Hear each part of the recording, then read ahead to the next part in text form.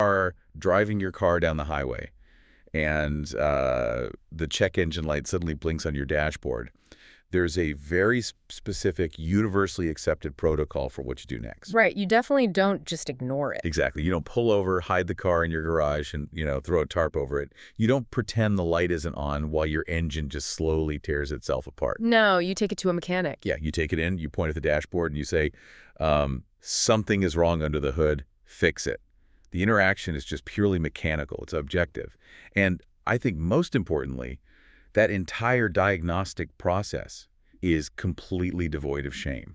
Right, because a mechanic doesn't look at a faulty alternator and make some kind of moral judgment about your character. Exactly. It's simply a machine that requires a diagnostic check or, a replacement part or a tune-up. I mean, nobody ties their personal worth or their masculinity or their core identity to a worn-out spark plug. But then, we look at the human body.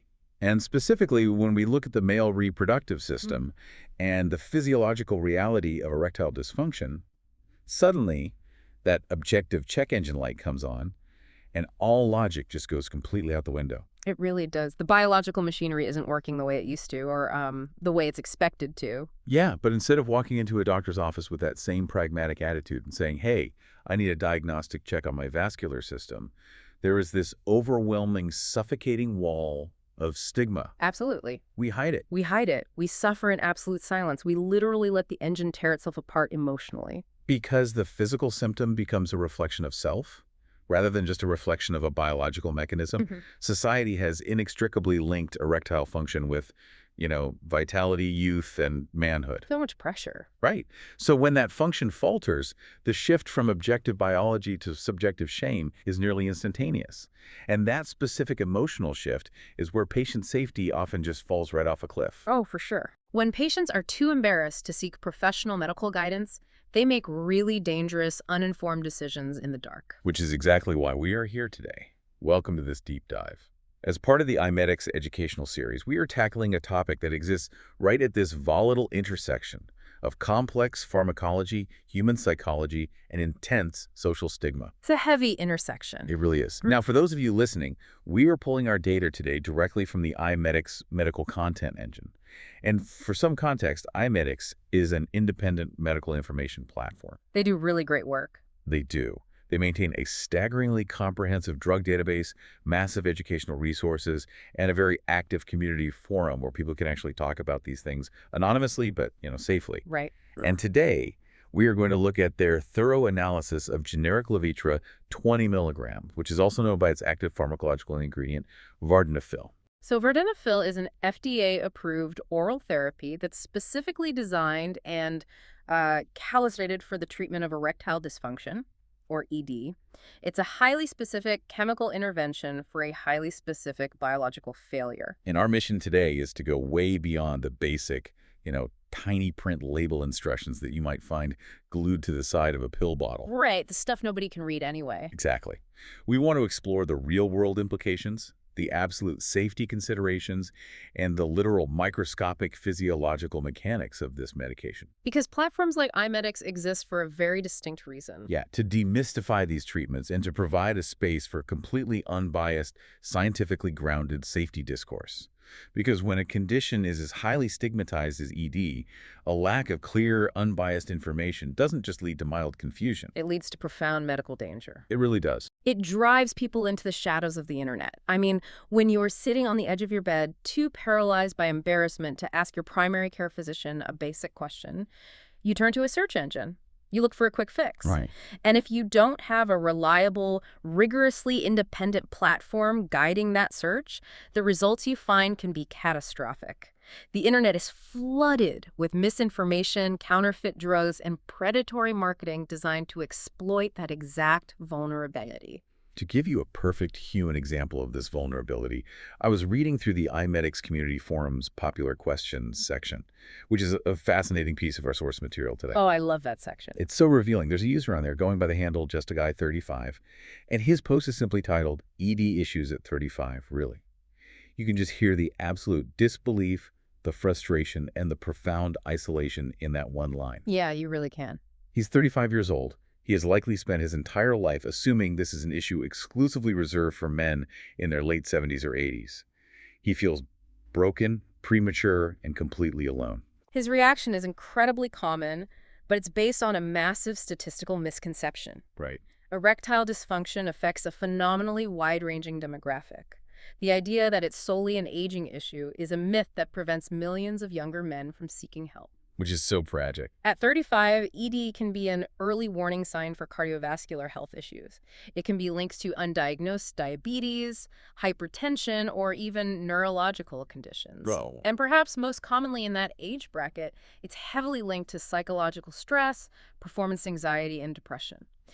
The underlying causes are as diverse as the patients themselves. I find that so fascinating because it highlights how the internet has fundamentally changed patient behavior, for better and for worse. Definitely. A generation ago, just a guy 35 would have likely just internalized that struggle. He would have carried that silent shame into his relationships, possibly destroying them, feeling like he was the only guy in his prime dealing with this. Just suffering alone. Exactly. But now, there is this incredible shift from silent suffering to active community-driven research. He's on a platform realizing that there are thousands of other 35-year-olds facing the exact same biological hurdle. But of course, once you cross that bridge, Yeah. once you realize you aren't alone and that there are clinical treatments available, you have to actually understand what those treatments are doing to the chemistry of your body. Which brings us to the actual pill itself. Right, the orange film-coated tablet. A tiny marvel of modern pharmacology that has entirely reshaped how we manage vascular health in this specific context. Let's unpack the blueprint of this drug. Let's move away from the social and psychological context for a moment and look at the actual biological mechanics. Right. Because how does this orange pill actually work? The clinical data states right up front that Vardenafil is a PDE5 inhibitor. Right. And for anyone without a medical degree, that string of letters and numbers means absolutely nothing.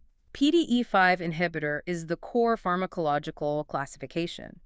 And to truly understand what that means, we need to take a massive step back and look at the architectural blueprint of how an erection actually occurs on a microscopic physiological level. Okay, let's break it down. We tend to think of it as this instantaneous, almost magical event, but it's actually a highly orchestrated, incredibly complex cascade of chemical reactions. And the entire cascade begins with one non-negotiable trigger. Which is? Sexual stimulation. I want to underline that trigger in bright red ink for everyone listening because the source material is absolutely adamant about this point. It is crucial. There are so many myths out there. Vardenafil is not a hormonal treatment. It does not magically pump your body full of testosterone. It does not cure the underlying root cause of the ED. No, it doesn't. It does not boost your libido, your sex drive, or your attraction to your partner.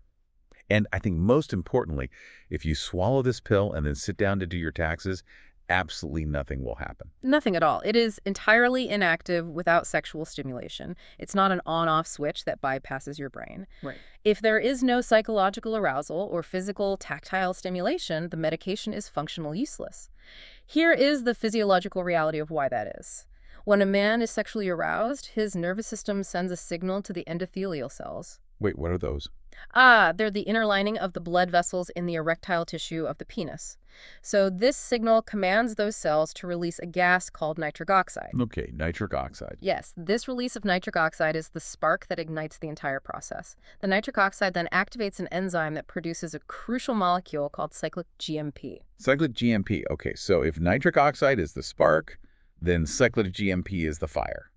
Think of cyclic GMP as the biological messenger that walks up to the smooth muscle cells lining those penile blood vessels and tells them to relax and widen.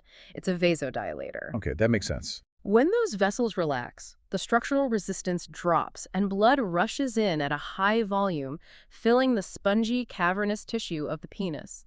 As that tissue expands, it physically compresses the veins that would normally let the blood drain out. Oh, so it traps it. Exactly. The blood is trapped, and that creates and maintains an erection. The more cyclic GMP you have floating around in that tissue, the more relaxed the blood vessels are, and the more robust the blood flow. So cyclic GMP is really the hero of the story here. It's the molecule we actively want hanging around to keep the blood vessels wide open and the tissue engorged. Yes.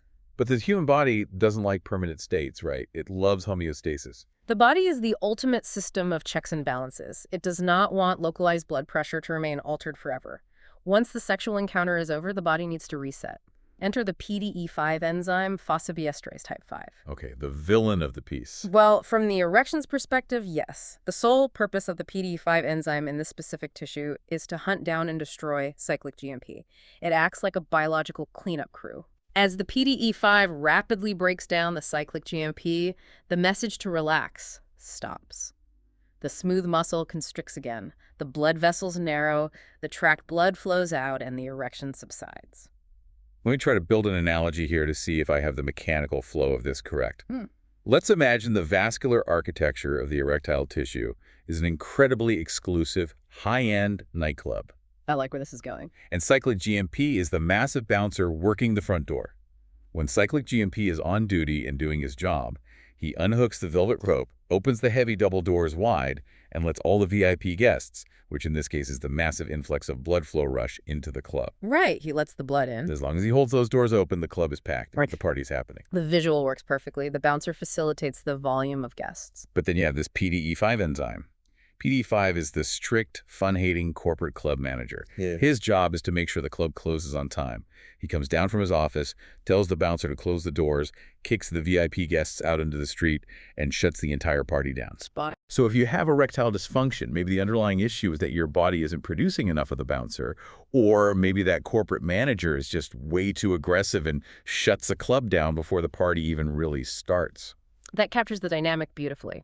So where does Vardenafil fit into this nightclub ecosystem? Vardenafil is the PDE5 inhibitor. It essentially walks into the club, goes straight to the strict corporate manager, and completely distracts him. That's it. It binds to the PDE5 enzyme and inhibits its ability to function. It essentially ties the manager up in his office so he cannot come downstairs and bother the bouncer. It neutralizes the threat to the party. Exactly. With the manager out of the picture, the cyclic GMP, the bouncer, is free to keep those doors wide open, allowing the blood to accumulate, enter the tissue, and stay there. By blocking the PDE5 enzyme from doing its demolition work, Vardenafil promotes the massive accumulation of cyclic GMP. Okay, but notice the sequence here. The drug doesn't actually create the cyclic GMP. Your body has to do that on its own, which is exactly why sexual arousal and the initial release of nitric oxide are strictly required to kick off the process. If there is no arousal, there is no bouncer at the door to begin with, and distracting the manager accomplishes absolutely nothing. That is a critical distinction. Once your body provides the bouncer, Vardenafil just ensures he doesn't get fired. It is a highly localized, highly targeted vascular intervention. That mechanical distinction is brilliant, but it actually leads me to push back a little on the overall premise of this treatment. If I'm reading the iMedix data through the eyes of someone like just a guy 35, I have to ask something. Yeah, go for it. If this drug doesn't boost sexual desire and it doesn't actually cure the root cause of the ED, whether that's arterial plaque from a poor diet or nerve damage from diabetes or crippling performance anxiety, isn't this just a temporary chemical band-aid? It's a mechanical override for a few hours. How does understanding that harsh reality change a patient's expectations when they finally get their hands on this prescription? Oh man, calling it a chemical band-aid might sound dismissive, but medically speaking, you are hitting on a profound truth. It is a temporary mechanical override. It is facilitating targeted blood flow for a very specific limited window of time. Right. And it is vital for a patient's mental health to understand this. If a patient expects this little orange pill to suddenly reignite a dead libido, or magically repair a fractured marriage, or reverse the severe diabetic neuropathy that is actually damaging their blood vessels, they are going to experience crushing disappointment. They are expecting a miracle cure-all, when really they've just been handed a highly specialized, single-purpose wrench. Yes, exactly. The clinical documentation specifically frames it as a therapy that supports natural erectile function during sexual arousal. It manages the physical symptom. So it shifts the perspective. It does. When a physician explains this properly, it changes the patient's expectation from, "This pill will fix my entire sex life," to, "This pill will give my vascular system the mechanical capability to respond appropriately when my brain and body are aroused." It removes the impossible psychological pressure from the pill and puts the focus back on the holistic human experience of intimacy. And when you think about it, that biological requirement for natural arousal is actually a vital safety mechanism. You absolutely wouldn't want the doors to the vascular nightclub forced open 24/7. Oh, God, no. If the medication bypassed the brain's need for arousal and just mechanically forced maximum blood volume into the penile tissue regardless of context, say, while you were grocery shopping or driving to work, That would be horrific. it would be incredibly dangerous, highly painful, and frankly completely debilitating for everyday life. The fact that it relies on your body's natural localized release of nitric oxide to initiate the sequence is what makes it a sophisticated on-demand therapy rather than a blunt, chaotic biological instrument. Okay, so we have a solid grasp on the blueprint. We know how it works by inhibiting the PDE5 manager so the cyclic GMP bouncer can keep the vascular doors open. But moving beyond the theory, we really need to look at how well it works in practice. The lifestyle practicalities. Yeah, exactly. The actual lifestyle practicalities of swallowing this tablet. Yeah. Because the pharmacokinetics of Vardenafil are specifically what set it apart from other options on the market, like sildenafil or tadalafil. Pharmacokinetics is a vital field of study. It is the science of how a living organism affects a drug. We are talking about absorption, distribution, metabolism, and excretion. How fast it gets in and out. Right. How fast does it get into your blood? Where does it go? How does the liver break it down? And how quickly do you pee it out? Vardenafil has some highly unique pharmacokinetic features. The data highlights a few key differentiators that I think patients would really care about. Mm-hmm. First, it has a noticeably faster onset. Depending on the individual's metabolism, it can start working as early as 25 minutes after ingestion.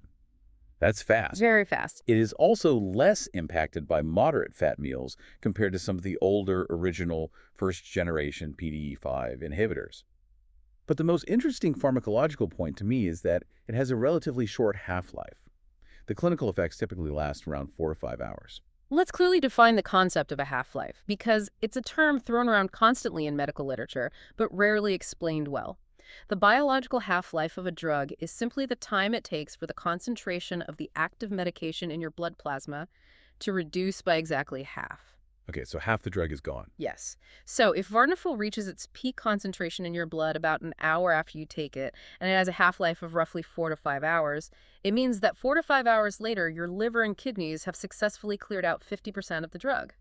After another 4 to 5 hours, it's down to 25% and so on until it is clinically negligible. Now, if I put myself in the shoes of someone looking for a solution, a shorter window might intuitively sound like a massive disadvantage.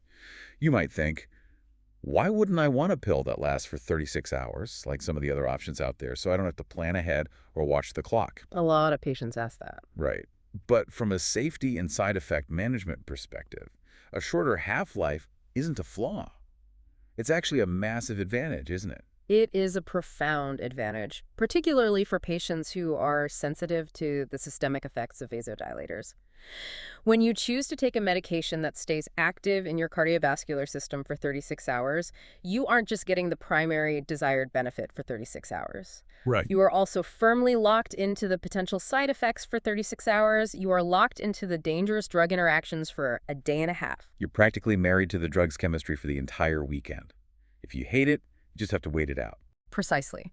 If you experience a severe, throbbing headache or debilitating facial flushing or sudden muscle aches, you have to endure that systemic burden for a very long time while the drug slowly metabolizes. That sounds miserable. With Vardenafil, the 4 to 5 hour window means the drug goes in, reaches peak plasma concentration, does its highly specific mechanical job during the localized window when it is actually needed, and then promptly exits the system. It doesn't linger and tax the body unnecessarily. Which brings me to a user review from the iMedix database that I think perfectly encapsulates this benefit. A user named Alex Gale left a review of his experience. He wrote, "Hopped on Levitra for a bit. Main thing for me, no headaches or anything like that. Just seemed to work quietly in the background. Was good." I absolutely love that phrasing. Worked quietly in the background. From a pharmacological standpoint, a drug that works quietly is the holy grail. It is the perfect distillation of what a successful, targeted medical intervention should feel like to the patient. It really is. Yeah. Because when we talk about ED medications in pop culture or in movies, it is always framed as this explosive, hyper-enhancing, aggressive thing. It's a punchline. Right. The cartoonish enhancement? Yeah. But Alex Gale isn't looking for cartoonish enhancement. He is looking for normalcy. He wants his biological machinery to work exactly as he remembers it working 10 years ago, without a blaring siren of physical side effects constantly reminding him that he had to swallow a chemical to make it happen. A quiet effect is the gold standard, because it restores dignity. And that quietness is directly tied to the pharmacokinetics we just broke down. Because the drug targets the PDE5 enzyme efficiently and then clears out of the bloodstream relatively quickly, users like Alex are able to experience the functional benefit without the prolonged systemic burden that leads to those lingering day-long headaches. But let's talk about the practical real-world administration of this drug, because this is where rigid medical advice directly collides with messy human lifestyle habits. The standard prescribed dose is 20 milligrams, though the clinical data mentions 5 and 10 milligram doses are available for titration. Depending on the patient, yeah. You are instructed to take it roughly 30 to 60 minutes before anticipated activity.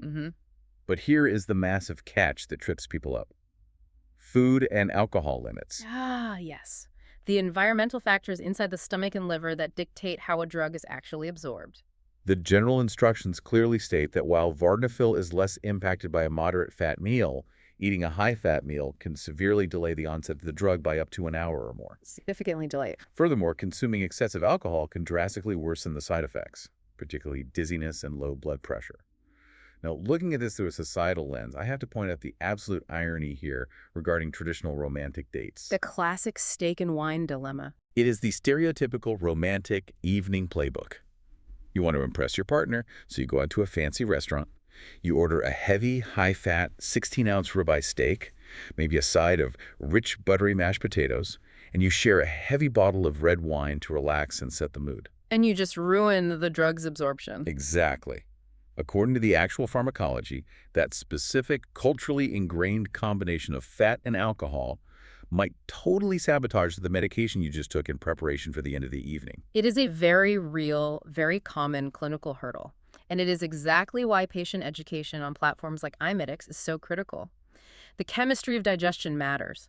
When you consume a heavy, high-fat meal, your stomach dramatically slows down gastric emptying. To process all that fat. Right. It holds on to that food to break down the dense fats. If you drop a Vardenafil pill into that environment, the pill gets trapped in the stomach along with the steak. It cannot quickly reach the small intestine where it needs to be absorbed into the bloodstream. Wow. So it just sits there. So the patient might find that an hour later, the medication seemingly hasn't kicked in at all. They might assume the drug is dead, or worse, they might mistakenly take a second dose thinking the first one failed. Which is terrifying, because now they've accidentally set themselves up for a double dose overdose once that fat finally digests. Exactly. The drug isn't failing, it is just sitting in a gastric traffic jam. And regarding the alcohol, alcohol is a central nervous system depressant, but it is also a mild systemic vasodilator on its own. It relaxes blood vessels. Oh, I see where this is going. When you combine the overall blood pressure lowering effects of a bottle of wine with the targeted, powerful vasodilation of Vardenafil, you are compounding the chemical effect. You are double dipping on blood pressure reduction. That is where you get the severe dizziness, the sudden lightheadedness when standing up, and the very real risk of fainting outright. So the practical real-world advice is, if timing and efficacy are critical to your confidence, you have to rethink the date night. Opt for a lighter meal. Don't sabotage the chemistry with a heavy dinner and a massive influx of alcohol. It's just a bad combination. Now, earlier we talked about Alex Gale's review, where he specifically praised the drug because he experienced no headaches. That mention of headaches is the perfect transition for us, because while Alex had a beautifully quiet experience, this drug absolutely can and does cause a symphony of noise in the body if things go wrong. We need to do a deep, unflinching exploration of the systemic side effects that can occur. And to truly understand why these side effects manifest, we have to look at the chemistry of what the drug is actually doing globally, not just locally where it is supposed to be doing it. Let's start with the common ones listed in the clinical data.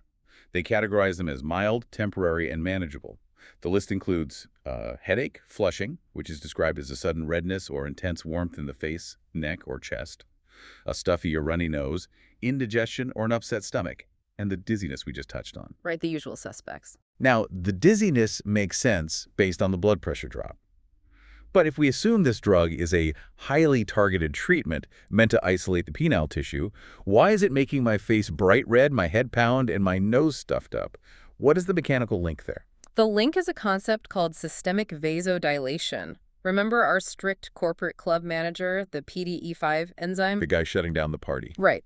While PDE5 is found in phenomenally high concentrations in the erectile tissue of the penis, which makes it an excellent target for this drug, it is not exclusive to that specific area. Oh, I didn't realize that. Yeah, the PDE5 enzyme exists in various concentrations in other parts of the vascular system as well. So when you swallow a Vardenafil pill, it doesn't have a GPS tracker directing it only to the pelvis. It enters your global bloodstream and travels throughout your entire circulatory system. It is systematically looking for any PDE5 enzyme to inhibit. So it's basically a systemic dragnet. It's walking into every club in the city looking for a... Looking for a manager to tie up, exactly. Yeah, that makes sense. That is an excellent way to conceptualize it. And when the drug finds PDE5 enzymes in the smooth muscle lining the blood vessels of your head, it inhibits them there too. Those cranial blood vessels subsequently relax and dilate, allowing a greater volume of blood flow into the confined space of the head. Ouch. This increases the pressure inside your skull, and that sudden vascular expansion is what you experience as a throbbing headache. Similarly, when the drug dilates the millions of tiny capillaries situated just under the skin of your face, neck, and chest, you get a sudden rush of warm blood to the surface, which causes the visible redness and the intense feeling of flushing. Okay, that makes total mechanical sense. More blood flow to the face means a red face. Expanding blood vessels in the head means a headache. It's simple plumbing. But what about the stuffy nose? Most people associate a stuffy nose with mucus from a cold or allergies. It's the exact same plumbing principle. The mucosal lining of your nasal passages is incredibly highly vascularized. It's packed with a dense network of tiny blood vessels designed to warm the air you breathe. So they swell up too. Exactly. When Vardenafil causes those specific vessels to relax and engorge with blood, the tissue physically swells. That sudden vascular swelling narrows and blocks your nasal airway, giving you the intense sensation of a stuffy, congested nose, even though there is absolutely no excess mucus or viral infection present. It is strictly mechanical vascular congestion. That is fascinating. The side effect isn't an allergic reaction to the pill. It's the pill doing exactly what it was designed to do, just in the wrong neighborhood of the body. That's a great way to put it. But here's the side effect that really made me scratch my head when I read the clinical breakdown. Indigestion, upset stomach, heartburn. And then jumping to the less common effects category, it lists back pain and generalized muscle aches. I have to ask, how does a drug designed to manipulate cardiovascular blood flow suddenly affect your stomach acid and your lower back muscles? To understand the indigestion, we have to look slightly beyond the blood vessels. The walls of your blood vessels are lined with something called smooth muscle tissue. When the cyclic GMP messenger tells the blood vessels to relax, it is actually sending a chemical command to that smooth muscle to loosen its grip. Okay.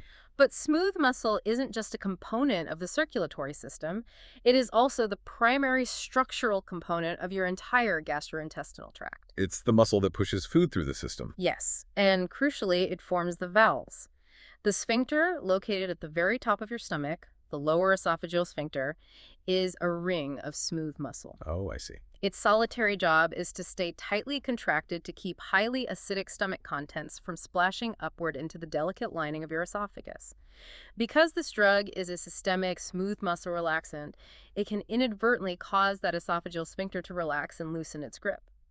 When that valve opens inappropriately, stomach acid escapes upward, and the patient experiences the burning sensation of heartburn or indigestion. Wow. So the drug is literally accidentally relaxing the trapdoor to the stomach. The side effects are just a masterclass in unintended consequences. And what about the muscle aches? The muscle aches require looking at a slightly different enzyme. While PDE5 is the primary target of Vardenafil, these types of medications aren't perfectly 100% selective. They can sometimes have a mild spillover or crossover effect and slightly inhibit a closely related enzyme called PDE11. PDE11. Right, PDE11 is found in high concentrations in skeletal muscle tissue. This minor unintended inhibition of PDE11 alters the chemical balance within the muscle fibers, which can lead to the sensation of generalized muscle aches or lower back pain in some sensitive patients. Though, to be fair to pharmacology, this specific crossover effect is noted to be less common with Vardenafil than with some other PDE5 inhibitors on the market. Okay, so those are the nuisances. The throbbing headaches, the stuffy nose, the acid reflux, the back pain. They are unpleasant. They are annoying. But they are generally mild temporary, and usually resolve as the drug clears the system. But we have to move out of the nuisance territory and into the absolute danger zone. The severe reaction. Yeah, the clinical data lists several severe reactions where the instructions mandate that you must seek immediate emergency medical help. And these are no joke. We are talking about black box warnings from the FDA. For context, a black box warning, which gets its name from the thick black border surrounding the text on the prescription insert, is the strictest, most severe warning put on the labeling of prescription drugs by the FDA. It is only used when there is unequivocal medical evidence of an association between the drug and a serious, potentially life-threatening hazard. Let's walk through these severe hazards. Mm-hmm. The first one listed is priapism. This is defined as a prolonged, painful erection lasting over 4 hours, which carries the severe risk of permanent tissue damage. Priapism is an absolute urological emergency. We talked about how the erection subsides when the PDE5 enzyme breaks down the cyclic GMP, allowing the blood to drain. The manager shutting the club down. Exactly. If that mechanism completely fails, if the blood is allowed into the tissue but the biological exit doors refuse to open, the blood becomes trapped. And trapped, stagnant blood quickly becomes deoxygenated. That sounds incredibly dangerous. It is. If the delicate erectile tissue is deprived of fresh, oxygen-rich blood for more than 4 to 6 hours, the cells literally begin to die from hypoxia. This massive cellular death leads to severe fibrosis or permanent scarring inside the penis, which often results in irreversible, permanent erectile dysfunction. Oh my God. This is why the medical instruction is emphatically not to wait it out at home, hoping it goes away. You must go to an emergency room immediately where a physician can physically, mechanically intervene to drain the trapped blood and restore circulation. Which is an utterly terrifying prospect, but again, looking at the plumbing, it is a known mechanical risk of artificially manipulating the vascular system. But the next two severe risks on the list are what really caught my attention, because they seem to have nothing to do with the intended target. The sensory ones. Yeah. Sudden vision loss, specifically linked to an acronym called NAIIN, and sudden hearing loss, or severe tinnitus. Let's start with the vision loss. What on earth is NAION, and how does an ED pill potentially blind you? NAION stands for non-arteritic anterior ischemic optic neuropathy. It is a rare but devastating and usually permanent condition. That is a massive string of medical jargon. Let's break that down piece by piece. The key word in that entire phrase is ischemic. Ischemia is a medical term that means an inadequate restricted blood supply to an organ or part of the body. Think of the optic nerve as a bundle of 1 million microscopic fiber optic cables that connect the back of your eye directly to your brain. Okay, I'm visualizing that. This nerve requires a massive, constant, incredibly robust supply of arterial blood to function. NAION occurs when the blood supply to the anterior or front portion of this optic nerve is suddenly and drastically reduced or completely cut off. It is essentially a stroke occurring directly inside the optic nerve. But wait, I have to stop you there. Good. Didn't we just spend the last 30 minutes exhaustively detailing how this drug increases blood flow by aggressively dilating blood vessels? How does a drug that is chemically designed to open up blood vessels and improve circulation suddenly cause a lack of blood flow to the eye? So how does an ED pill potentially blind you? Well, it seems like a massive biological paradox, right? Completely. But it all comes back to the physics of blood pressure. When a drug systemically dilates millions of blood vessels all over your body simultaneously, the overall pressure within the entire cardiovascular system plummets. It's like turning on every single faucet in your house at the exact same time. The water pressure in the pipes drops significantly. Oh, okay. For most healthy people, the heart compensates by pumping a little harder to maintain pressure. But consider patients who already have underlying microvascular risk factors, patients with a history of heart disease, uncontrolled diabetes, high cholesterol, or perhaps a pre-existing anatomical quirk called a crowded optic disc, where the nerve fibers are already tightly packed. So they're already vulnerable. Exactly. In those vulnerable patients, that sudden medication-induced plunge in systemic blood pressure can be the tipping point. The perfusion pressure, which is the physical force required to push blood through the incredibly tiny, delicate capillaries feeding the optic nerve, drops too low. The blood simply cannot reach the nerve. And so it starves. The nerve fibers are starved of oxygen, they die rapidly, and permanent painless vision loss occurs, often described as a dark shadow falling over the field of vision. That is incredibly sobering. The very chemical mechanism designed to solve the ED lowering vascular resistance to allow blood in is the exact same mechanism that starves the optic nerve if the systemic pressure drops too far. It's a knife edge. Yes. And a highly similar ischemic mechanism, a sudden critical change in microvascular pressure or blood flow, is strongly hypothesized to be behind the rare but documented reports of sudden hearing loss or severe ringing Oh, tinnitus. hearing loss, too. Yeah, the human auditory system, particularly the cochlea tucked deep inside the inner ear, is also extraordinarily sensitive to minute changes in blood flow and pressure. The sensory hair cells require constant oxygenation.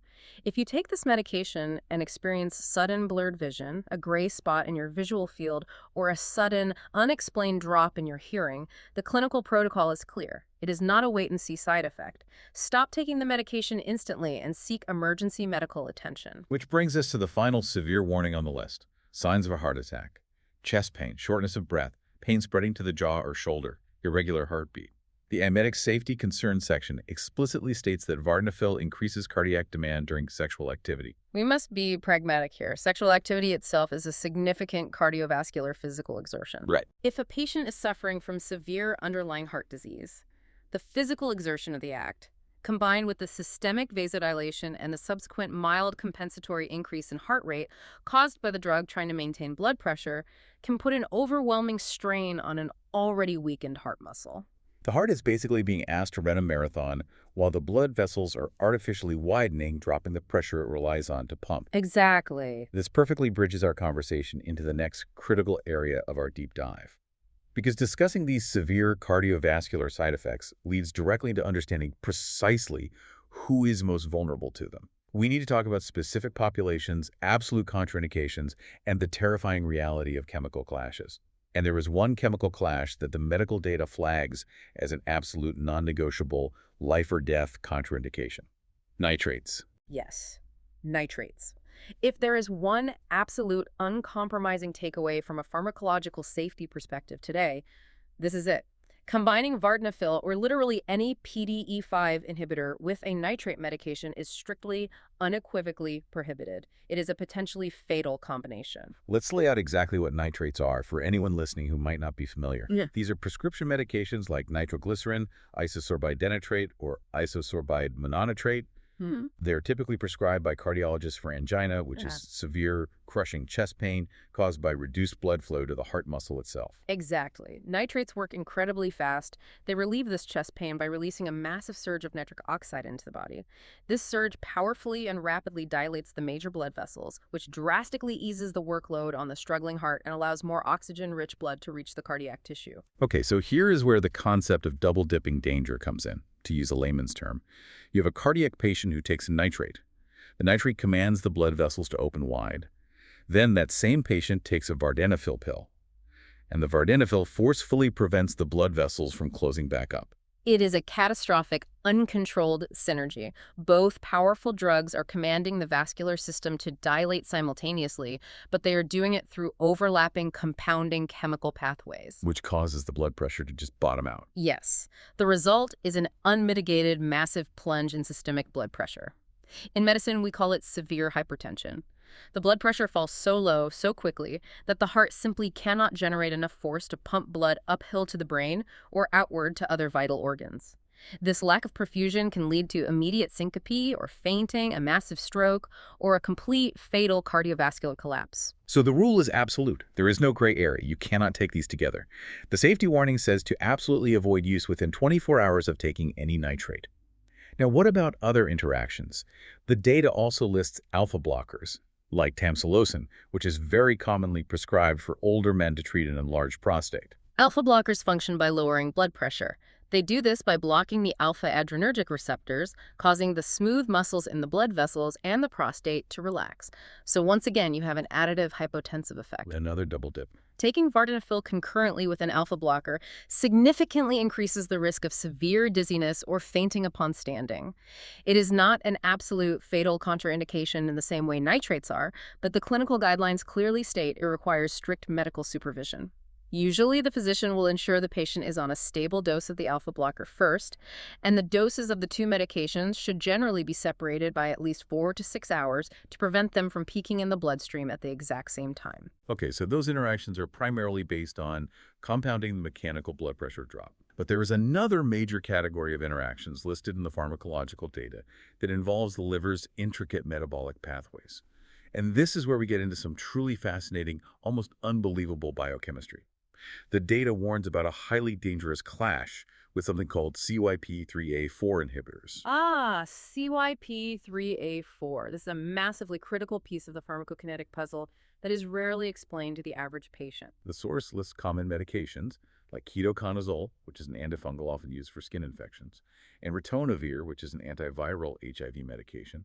It categorizes these as strong CYP3A4 inhibitors.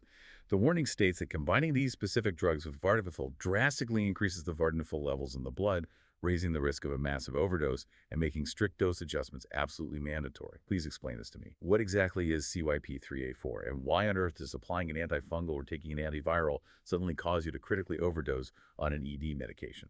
To understand this incredible interaction, we have to look closely at how the human body clears a foreign substance. When you swallow that 20 milligram orange pill, the active chemical doesn't just circulate in your bloodstream indefinitely. Your liver, which is the body's primary chemical processing plant, is responsible for grabbing that drug, breaking it down into inactive metabolites, and prepping it so your kidneys can excrete it in your urine. Right, the cleanup process. Exactly. To do this complex dismantling work, the liver utilizes a massive family of highly specific enzymes. Like little biological disassemblers working on a cellular assembly line. Yes, and the specific primary enzyme responsible for grabbing and dismantling the vast majority of the Vardenafil molecule is called cytochrome P450-3A4, or CYP3A4 for short. It is arguably one of the most important, heavily utilized drug metabolizing enzymes in the entire human body. It handles dozens of different medications. Okay, I want to use an analogy here to visualize this clash. Let's imagine your bloodstream is a massive, bustling factory floor. The active Vardenafil molecules are powerful pieces of machinery operating on that floor, doing their job to lower blood pressure.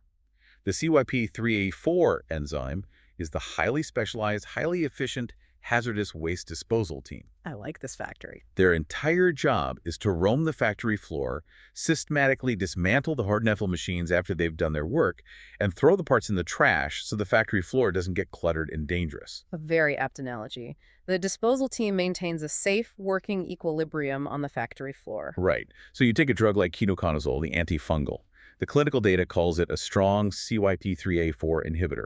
So essentially, ketoconazole walks into the factory, aggressively rounds up the entire hazardous waste disposal team, shoves them into a utility closet, and locks the door. It binds to the enzyme and inhibits its function. It completely stops them from working. So what happens next? The factory floor keeps getting new Vardenafil machines delivered every time you take your prescribed pill, but there is absolutely no one there to dismantle them. The active machinery just piles up. Yes, exactly. The concentration of Vardenafil in your blood plasma skyrockets far, far beyond the safe, intended 20 milligram limit, even if you strictly follow the dosage instructions and only took one pill. And suddenly, through no fault of your own, you are experiencing a severe, life-threatening overdose. You get the massive, uncontrolled blood pressure drops, the severe risk of priapism, the potential ischemic vision loss, all because a completely unrelated antifungal pill locked up your liver's disposal team. That is precisely the chemical mechanism, and it is a brilliant illustration of why the prescribing guidelines state that if a patient is already taking a strong CYP3A4 inhibitor, their maximum allowable dose of Vardenafil must be strictly and drastically limited. You have to account for the missing team. Exactly. Often, physicians will cap it at a mere 5 milligrams every 24 hours or even less to mathematically account for that severely impaired metabolic disposal system. And here is where the chemistry gets even crazier. It is not just synthetic prescription drugs that cause this lockdown. The clinical data specifically calls out a common food interaction that does the exact same thing: grapefruit juice. Yes, the classic infamous grapefruit juice interaction. Grapefruit and certain other citrus fruits like Seville oranges contain powerful organic compounds called furanocoumarins. Furanocoumarin. Sounds like a sci-fi villain. They act like one in this context. These furanocoumarin compounds are remarkably potent inhibitors of the CYP3A4 enzyme located in your small intestine and your liver. Wait, really? Just the juice? Just the juice. Casually drinking a large glass of grapefruit juice with your breakfast is essentially doing the exact same thing as taking the potent antifungal medication. It is locking the disposal team in the closet. It dramatically and unpredictably increases the concentration of the drug in your systemic circulation. It is a perfect textbook example of why natural does not automatically mean medically inert or safe. That is wild. You think you're just having a healthy, vitamin C-packed breakfast, and you are accidentally creating a toxic, highly concentrated drug buildup in your bloodstream. Yeah. And the source material lists the exact opposite metabolic problem, too. It mentions a popular over-the-counter herbal supplement called St. John's wort. St. John's wort acts as a potent CYP3A4 inducer. An inducer. So if the inhibitor locked the team in a closet, the inducer's throwing open the doors, giving the disposal team a dozen energy drinks, and screaming at them through a megaphone to work faster. Exactly right.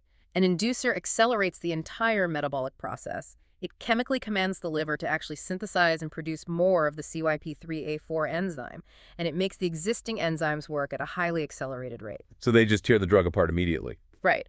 So if you are taking St. John's wort for mood support and you take a Vardenafil pill, the hyperactive disposal team jumps on the drug and breaks it down so rapidly that the active chemical never has a chance to reach a therapeutic concentration in your blood.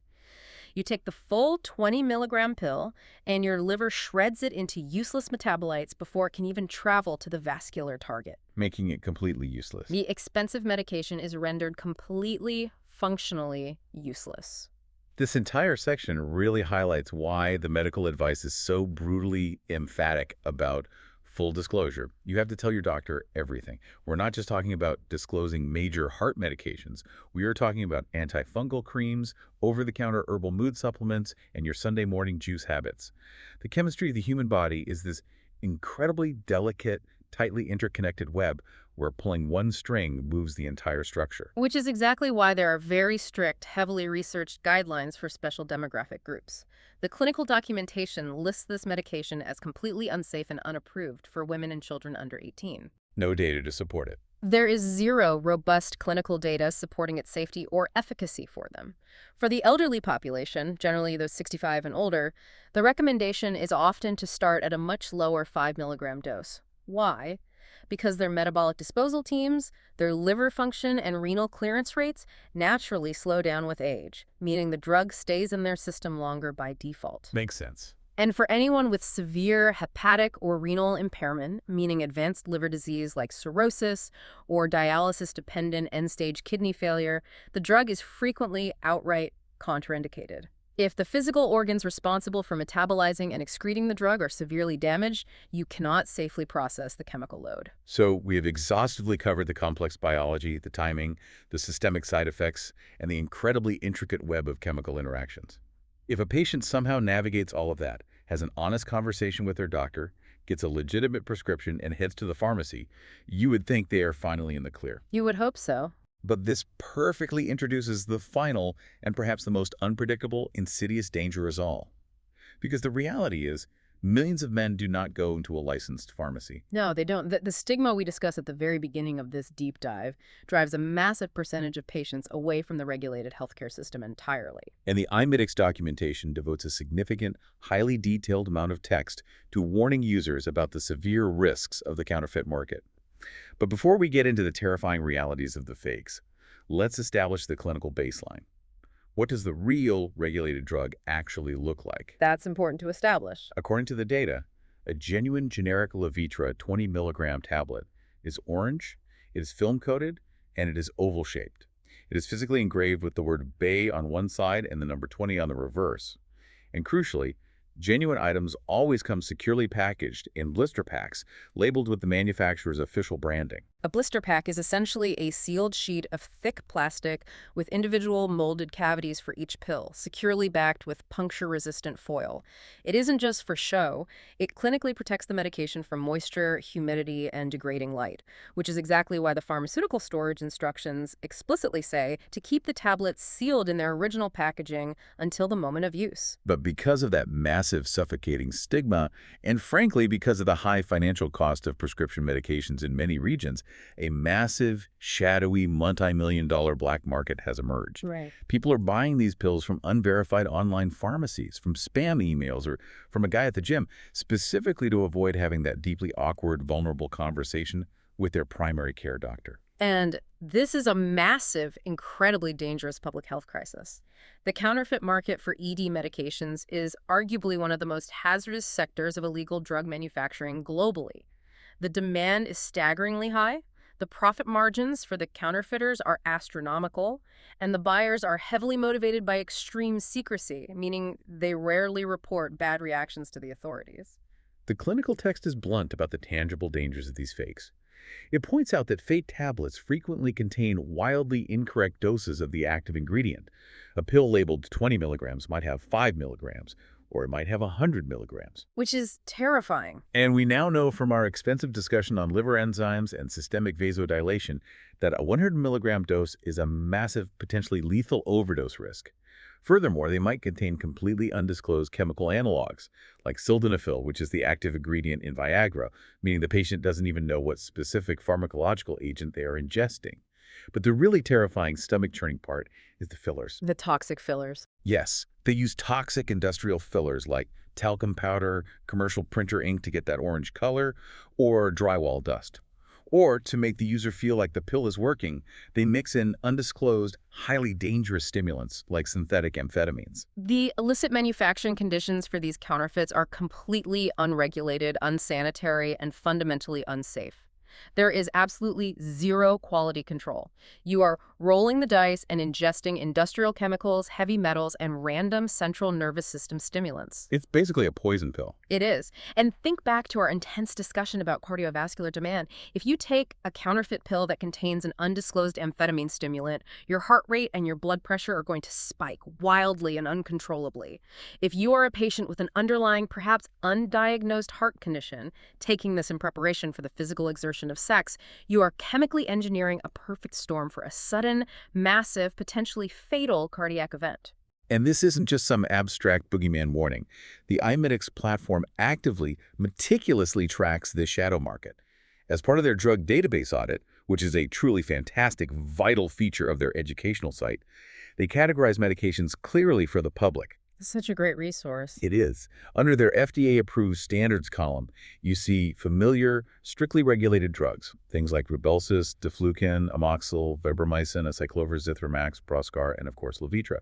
These are all marked with a reassuring green check mark, indicating they are FDA-approved. These are legitimate medications that have gone through rigorous, decades-long, multi-phase clinical trials to definitively prove not just their medical efficacy, but their exact safety profiles, their contraindications, and their precise, unvarying chemical composition. Right. But then, right below that reassuring list on the database, there is a massive section ominously titled International Analogs, or non-FDA-approved generics. And reading through this list is wild. It's marked clearly with bright red X's stating not approved. We're talking about aggressively marketed names like Comagra, Comagra Jelly, Vitalista, Fildina, Senfor, Cialis Black, Female Viagra, Lady Era, Super Dragon. The list goes on and on, reading more like energy drinks than medicine. And it is absolutely vital that independent platforms catalog and expose these names. Because to a desperate, anxious patient browsing a slickly designed but illicit online pharmacy at 2 a.m., a name like Cialis Black or Viagra Super might sound like a legitimate, perhaps just a newer, stronger, premium version of a known safe medication. The counterfeiters utilize branding and typography that mimics legitimate pharmaceutical products to build false trust. I mean, let's look at Comagra Jelly. It sounds like a fruit-flavored candy. It sounds fun. Exactly. And that branding is incredibly insidious. It trivializes the potent medication. It completely removes the gravity of the complex pharmacology we have just spent the last hour meticulously breaking down. They aren't thinking about enzymes. When a patient buys a brightly colored packet of Comagra Jelly or a matte finish pill called Cialis Black, they aren't thinking about inhibiting PDE5 enzymes. They aren't thinking about CYP3A4 liver pathways. They certainly aren't thinking about the risk of ischemic optic neuropathy or sudden hypotensive crisis. They are thinking they bought a fun, easy shortcut. It is a profound psychological danger. It expertly preys on their stigma, their insecurity, and their desperation for a quick fix. And discussing these illicit channels brings up a really crucial, highly practical piece of medical advice from the clinical data regarding standard lab tests. I really want to emphasize this scenario for anyone listening who might be taking these pills under the radar. The clinical detail section notes that taking real, legitimate Vardenafil can temporarily elevate certain liver enzymes, specifically ALT and AST in routine blood tests. Let's define those quickly. ALT stands for alanine transaminase, and AST is aspartate transaminase. These are vital enzymes found inside your liver cells. Okay. When the liver is actively stressed, inflamed, or sustaining damage, the liver cells rupture and release these specific enzymes into the bloodstream. A doctor running a standard routine comprehensive metabolic blood panel uses these elevated numbers as a red flag to check for serious liver dysfunction, like early-stage hepatitis, fatty liver disease, or organ failure. Right. So envision this highly realistic scenario. You're buying these pills off the internet. Maybe they are the real thing. Maybe they are a toxic counterfeit. You're taking them entirely secretly because you were deeply embarrassed. Very common. You go into your primary care physician for your standard annual physical and get routine blood work done. Yeah. A few days later, the doctor calls you back in looking very serious and says, your ALT and AST liver enzymes are inexplicably elevated. We need to run a full aggressive workup for acute liver failure. We need to schedule a biopsy. That is a terrifying conversation. Imagine the sheer panic. The incredibly expensive medical tests, the terrifying ultrasounds, all because you were too embarrassed to just mention your weekend plans and the little orange pill to your doctor. It is a perfect, agonizing encapsulation of why complete, unfiltered, full disclosure to a healthcare provider is non-negotiable. Accurate medical diagnosis relies entirely on having the complete, unvarnished picture of what is in a patient's system. You need to know everything. If you intentionally hide a massive piece of the chemical puzzle, like a potent systemic vasodilator that actively alters liver enzymes or radically interacts with blood pressure, you force your physician to fly blind. You force them to draw incorrect, terrifying, and potentially dangerous clinical conclusions. You absolutely have to tell your doctor. It is not a moral judgment on their part. It is a strict chemical reality. The data actually provides incredibly practical advice on how to verify authenticity if you are ever unsure about your prescription. What do they recommend? Purchase only from licensed, heavily regulated pharmacies with verifiable physical addresses. Carefully look for the manufacturer's distinct hologram and the specific batch number on the outer packaging. Check for microscopic misspellings or slightly faded ink on the box. If the pill didn't come sealed in a pristine, Bayer-branded blister pack, do not even think about putting it in your mouth. The potential risks simply vastly, overwhelmingly outweighs the perceived reward. Ingesting a completely unknown chemical compound from an unregulated source simply to solve a functional biological issue is playing Russian roulette with your cardiovascular system. Okay, we have covered an immense, staggering amount of ground today. We're going to pull back from the granular microscopic details of liver enzymes and counterfeit pill binders and try to look at the holistic 30,000-foot picture of managing ED. It is deeply important to synthesize everything we have rigorously discussed so the core, actionable message isn't lost in the weeds of the biochemical details. So, summarizing the major clinical takeaways from our deep dive into the medical data. First, the actual biological mechanics of Vardenafil are incredibly impressive, but they are highly specific. It is a targeted PDE5 inhibitor that works by maintaining cyclic GMP levels, but it relies entirely on natural psychological sexual stimulation to function. It is absolutely not a cure for the underlying disease. It is a highly localized, temporary mechanical assist. Second, we must underscore the absolute necessity of respecting drug interactions. The human body is a delicately balanced, closed system. You cannot introduce a powerful systemic vasodilator like Vardenafil without seriously considering the global cardiovascular implications. Combining it with nitrates is a life-threatening, catastrophic contraindication. Do not do it. And the liver's intricate metabolic pathways, specifically the CYP3A4 enzyme disposal team, must be fiercely protected from inhibitors like ketoconazole or grapefruit juice to prevent a severe, potentially fatal overdose. And finally, the critical, life-saving need to avoid the counterfeit shadow market at all costs. Taking unverified, illicitly manufactured drugs like Comagra or Cialis Black exposes you to toxic industrial fillers, wildly incorrect dosages, and severe unmonitored cardiovascular risks. You must stick to FDA-approved standards, utilize verified pharmacies, and swallow your pride to consult a physician. Which is exactly why rigorous, independent educational resources are so vital in the modern healthcare landscape. Patients need a place to find the unvarnished truth before they make a decision. Exactly. I want to remind our listeners that this deep dive is produced as part of the iMedix educational series. We utilize their comprehensive platform today because of their absolute, unwavering commitment to providing deep, independent medical information for those seeking to truly understand their health, free from the glossy pharmaceutical marketing spin. It's an important mission. But as we close, I want to leave you with a final provocative thought, something that builds heavily on the clinical data we've discussed today, but steps slightly outside the realm of strict pharmacology and back into the human mind. Okay, let's hear it. The source material explicitly states that a medication like Levitra works best as part of a comprehensive, holistic ED management plan. And that broad plan includes addressing underlying health issues like diabetes, reducing alcohol use, improving diet, and crucially, managing psychological stress or anxiety through professional counseling. The psychological and emotional component of erectile dysfunction is often just as significant, if not vastly more so, than the strict physiological one. Right. So here's the complex question I want you to really mull over. If a patient relies entirely on a 20-milligram orange pill to exclusively fix the physical mechanics of intimacy, if they use that pill to perfectly mask the biological symptom without ever doing the hard work of addressing the deep anxiety, the relationship stress, or the poor health driving the dysfunction in the first place, does the chemical safety net of the pill inadvertently create a brand new psychological dependency? Oh, that is a fantastic point. When the physical dysfunction is cured chemically by Vardenafil, does the crushing burden of performance anxiety actually disappear? Or does it just shift its focus? Does the patient stop worrying about their body failing and start obsessively worrying about whether they had their pills, whether they ate too much fat at dinner, whether they had too much wine, or whether that 4-hour pharmacokinetic half-life window is rapidly closing? It is a profound, incredibly common psychological shift. The intense anxiety of biological failure is simply replaced by the exhausting anxiety of strict pharmacological management. The root of the stress remains entirely unaddressed. And that is the crux of it. We started this deep dive talking about the check engine light on a car. We said that when the light comes on, you go to a mechanic, get the part replaced, and drive away. But maybe the ultimate overriding lesson here is that the human body isn't just a simple car engine. No, it's not. You can't just pour a highly engineered chemical into the tank and expect the journey to be perfectly smooth if the driver is having a silent panic attack behind the wheel.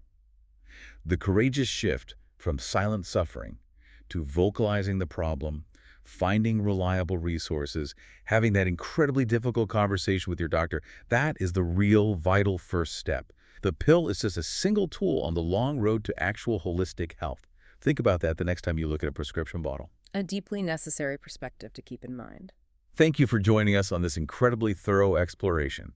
Keep asking the hard questions, keep researching your health, and stay safe out there.